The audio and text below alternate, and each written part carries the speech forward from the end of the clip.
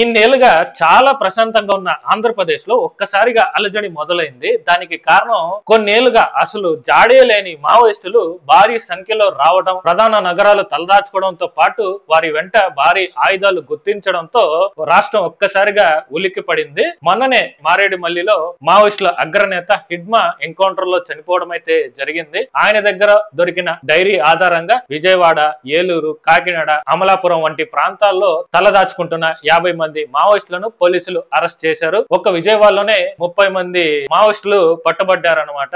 ఇంతమంది ఒకేసారి, అది కూడా రాజధాని చుట్టుపక్కల ప్రాంతాల్లో పట్టుబట్టడం చూస్తే వీళ్ళు ఏదో భారీగానే ప్లాన్ చేస్తున్నారని చెప్పి పోలీసులు అనుమానిస్తున్నారు. సో ఇంకా 60-70 మంది మావోయిస్టులు చుట్టుపక్కల ప్రాంతాల్లోనే తలదాచుకుంటున్నారు అనేది సమాచారం. సో వాళ్ళ కోసం ఆపరేషన్ సంభవ్ని స్టార్ట్ చేసి గాలింపు చర్యలు మొదలు పెట్టారు. సో ఇప్పటికే ఈ ఆపరేషన్ లో 16 మంది మావోయిస్టులు చనిపోవడం అయితే జరిగింది. మిగిలిన వాళ్ళు లొంగిపోవాలని చెప్పి హెచ్చరించారు. మార్చ్ 2026 లోగా ఆంధ్రప్రదేశ్ లో మావోయిస్టులు అనేది లేకుండా చేస్తామని చెప్పి డీజీపీ గారు ప్రకటించారనమాట. అయితే ఇన్నాళ్ళు లేనిది ఇప్పుడు ఆంధ్రప్రదేశ్ లో వీళ్ళు ఎందుకు తలదాచుకుంటున్నారు అనేది బిగ్ క్వశ్చన్ మార్క్. అయితే వీళ్ళు లొంగిపోతారా లేకపోతే ఇంకేదన్నా భారీగానే ప్లాన్ చేస్తున్నారా అనేది తెలియాలి. సో దీని మీద మీకేమనిపిస్తుందో కామెంట్ చేయండి. ఇన్ఫర్మేషన్ వస్తే ఒక లైక్ చేయండి.